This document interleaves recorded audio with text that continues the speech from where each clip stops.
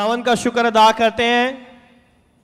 हमारी प्यारी बाजी बीना और इनके हस्बैंड डैनियल जो कि अभी यहाँ पे नहीं हैं, वो अमेरिका में हैं। उनके भाई को ब्रेन में तकलीफ़ हो गई थी, उनका पहले भी ब्रेन का ऑपरेशन हुआ था और जिसकी वजह से उनकी कंडीशन बिल्कुल बहुत ख़राब थी और वो वेंट पे चले गए थे और आईसीयू में थे।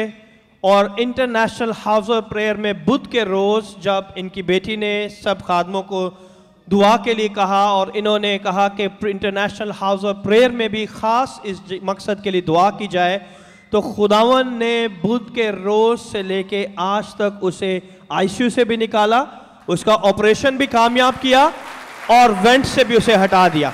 यीशु के नाम को जलाल दे, ये छोटी बात नहीं है। अगर आपका कोई अजीज रिश्तेदार उसे बुखार भी होता है तो हम तड़प जाते हैं। ये बहुत बड़ा मौजज़ा खुदावन यीशु ने किया, तो जोरदार तालियां बजाए, अपनी जिंदगी की बेस्ट से बेस्ट प्रेज दे और खुदावन का शुक्र अदा करे कि खुदावन ने यह मुमकिन किया।